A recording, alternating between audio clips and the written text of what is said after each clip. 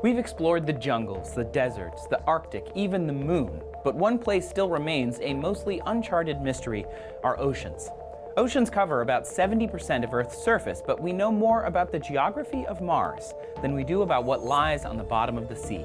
But all that might change. Around the world, people are looking to finally reveal the secrets of our deep oceans for both scientific and economic gains. So how close are we to completely mapping the ocean?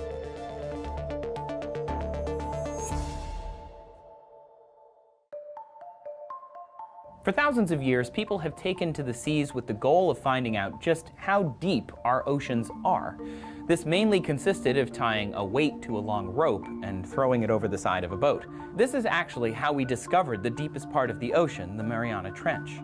Since then, we've obviously advanced with our technology and have already used satellites to map the entire ocean. Kind of. So the way that they do satellite mapping of the ocean, they use altimetry.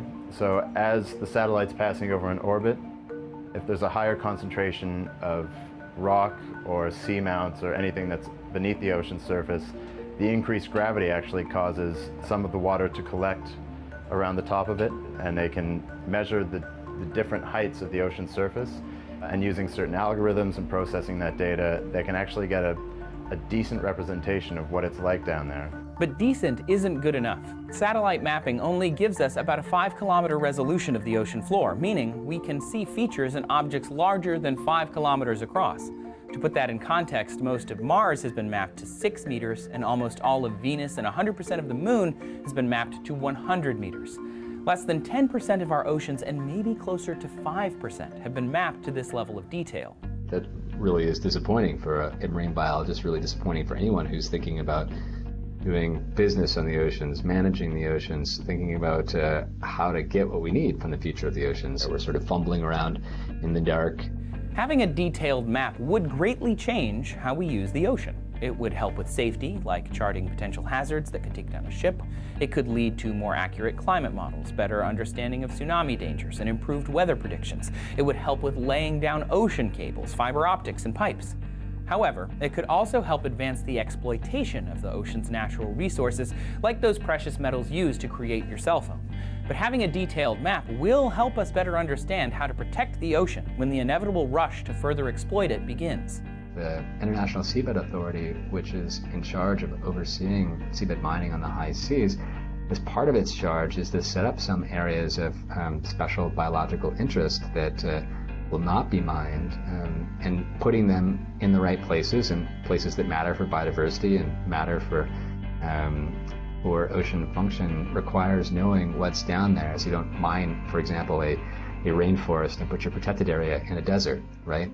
So ocean mapping may be this double-edged sword. On one side, people are trying to map the ocean to help understand and protect it, making geological and biological discoveries along the way. The others are trying to understand and exploit it, potentially harming the ocean floor as they go. But these two factions might work together to achieve a goal that could see both sides benefiting. How do you manage what you don't understand? We can map out things like manganese nodules that have a potential for copper and nickel and cobalt. We depend on ocean mapping before any kind of oil exploration is done. They must map the seafloor, both the surface and the subsurface of the seafloor. And in this case, here we're going to get a full understanding through mapping of what's there, and then can set up the appropriate management approaches. So if everyone wants this map, why hasn't it been done yet? Well, it'll cost a lot of money and take a lot of time, maybe as much as 200 ship years. With the current day technology, it would take about 200 years for one ship to map the whole ocean, or 200 ships, 1 year. And the question is the cost. We've estimated that to map the entire ocean at a reasonable level of resolution would cost on the order of $3 billion. And you'd say, well, gee, who would ever spend $3 billion to map a planet? And I point to the fact that we've sent missions to the moon, which costs on the order of $600 million or so, and mapped the moon much better than we mapped our planet. We send missions to Mars, many missions to Mars. Each one of those missions costs between $2 and $3 billion. One way to cut down on cost would be to do it faster, and the good news is that's the plan. What started as throwing a weight over the side of a boat has turned into utilizing acoustic waves. By sending hundreds of laser-like beams of sound into the ocean and measuring how long it takes to bounce them back, scientists can more accurately image the ocean's depths. On the other hand, we're also trying to develop techniques to speed that up, to do it more quickly, and to do it maybe with autonomous vessels, with vessels that will be more efficient, that you don't have to have a crew on, and send autonomous vessels out for months at a time and let them start collecting the data. To put out drones that would go out and do it autonomously, that's a new forefront that's developing at the moment, but that's kind of still in its infancy, and the amount of drones that would need to go out to perform this, that's something that they're still building on. So yes, one day in the near future, our oceans may be teeming with underwater drones or crewless ships crisscrossing the planet, collecting and sending data that will be transformed into a 3D map of our oceans, which is another hurdle we need to figure out. What do we do with all this data? There's also a major challenge of trying to amass, collect, and synthesize this data. It's one thing to have the data stored on 500,000 hard drives on 500,000 vessels, but you need to get it put all together in the same place. And one group, the Nippon Foundation JEBCO Seabed 2030 project, is looking to lead that fight. They're aiming to gather all the bathymetric data and produce the world's first highly detailed ocean map, and do it by 2030. It's amazing how every time we go out on a map in the unknown waters, we find something we didn't know about. And it's that kind of discovery and exploration that really drives at least me in terms of ocean mapping. And it's that passion, along with their hard work, that has given those in the community the ability to work with and root for Seabed 2030 and their nearing deadline. They could certainly use more resources if they're going to get close to hitting that goal, but I'm going to go ahead and commit, at least aspirationally, I'm going to hope that they're right, that we'll have the oceans mapped by 2030.